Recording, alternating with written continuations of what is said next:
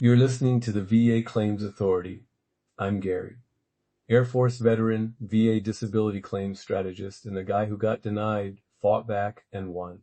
I'm here to make sure the VA doesn't leave you behind.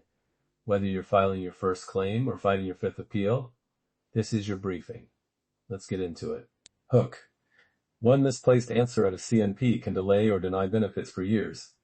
And most veterans don't know which answers are safe and which are red flags. Today we cut past the fear and I'll give you the exact words and papers that protect your claim. Promise. In 10 minutes you'll know what a CNP exam is and who runs it, the examiner forms to watch for, exact example answers for PTSD, back pain, and tinnitus, the words that map to rating criteria, what to bring to the appointment, and a one-sentence action you can file today that can lock in the record. Honest, specific, and doable. Section 1. The briefing. What a CNP actually is, who performs it, and the paperwork to watch for. A CNP is not a benefits interview. It's a medical exam the VA uses to collect evidence for the rater. The person in the room is the examiner. They document signs, symptoms, and limitations, usually on a DBQ or an exam worksheet. The rater later uses that report, other medical records, and service records to make the rating decision. Note, examiners document what you say and what they observe. They don't decide ratings. Who does the exam? It can be a VA clinician, a contracted provider, or a telehealth examiner. They often use standardized disability benefits questionnaires, DBQs, that have checkboxes and space for narrative. Pay attention to the DBQ headings: history, current symptoms, functional impact, and exam findings. Those fields are what the rater reads first. Common examiner questions and how to answer them. For PTSD, they ask things like, how often do you have flashbacks or nightmares? Don't answer with vague words like sometimes. Instead say, I have nightmares 3 to 4 nights a week, and when they happen, I don't sleep and I'm irritable the next day. I miss work or avoid being around others. That maps to frequency, severity, and functional impact. For musculoskeletal exams, back, knee, shoulder, expect questions on range of motion, flare-ups, and how pain limits activity. Don't say, it hurts a lot. Say, I can walk about 10 minutes before I need to sit. If I bend to lift a grocery bag, I need to stop for 2 to 3 minutes. I can't do yard work because my back locks up and I need help getting up. Those specifics tell the rater about functional loss. Tinnitus or hearing exams. The key is frequency and impact. Don't say I hear ringing. Say I hear constant ringing in both ears every day. It's loudest in quiet rooms and sometimes prevents me from following conversations on the phone.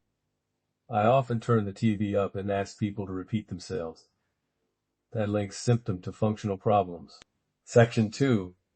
How your words map to rating criteria, evidence to bring, and red flags to avoid.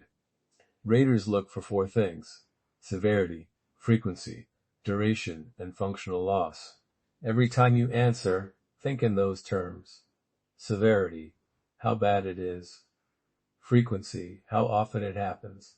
Duration, how long it lasts. Functional loss, what you can't do because of it. Exact phrasing that helps. Use numbers and everyday examples. I get headaches 3 times a week that last 4 hours and make me lie down in a dark room, better than I sometimes have headaches. For sleep problems, I fall asleep but wake 3 to 4 times and get 3 to 4 hours total. Again, specific and measurable. Evidence to bring: a printed medication list with doses, a short symptom diary, 1-page listing worst days and typical days, recent treatment records, and up to 2 buddy statements that describe observed limitations. Hand these to the examiner if asked, or mention them and offer them. It helps. Also bring a copy of any prior VA exam reports if you have them. Red flags: what to avoid saying. Don't minimize your symptoms with phrases like, it's not that bad, or it's mostly fine. That tells the rater you have low severity. Don't guess about dates or causes. If you don't remember, say so and offer to follow up with records. And don't invent limitations you can't back up that can harm credibility. Reframing honesty. If you're embarrassed or downplay things, try this template. I try to manage, but on my worst days, I can't do X, and that happens Y times per week. That keeps you honest but specific and gives the examiner usable information. Section 3. After the exam, lock your account. First, get the exact date of the exam on the record and ask how to request a copy of the exam report. You can file a short-dated VA Form 21-4138 statement within 7 days after the exam to clarify anything you said or to add a single specific detail the examiner missed. What to write on the 21-4138. In 2 to 3 sentences, date it and describe your single worst symptom day or the limitation you want on the record. For example, the 5th of June 2026, on my worst back pain day, I cannot stand for more than 10 minutes without needing to sit and my back locks requiring someone to help me up. This happens 2 to 3 times per week. Submit it to your claim file and note the submission date. A quick credibility tip. Sign and date everything, and, if possible, have a buddy sign a short statement confirming the limitation. Always be consistent. Your statement should match what you said at the exam and in your records. If there's a conflict, your supplemental 21-4138 explains it. Action step. Do this right now. Download VA Form 21-4138. Write one dated 2 to 3 sentence statement describing your single worst symptom day or the single most restrictive limitation. Sign it and upload or mail it to your claim. If your C&P is scheduled, do this within 7 days after the exam. This one short paper move can tilt a record that missed your functional loss. One final note. This podcast is practical guidance, not a substitute for accredited representation. For complicated claims or when credibility is contested, contact an accredited VSO or attorney.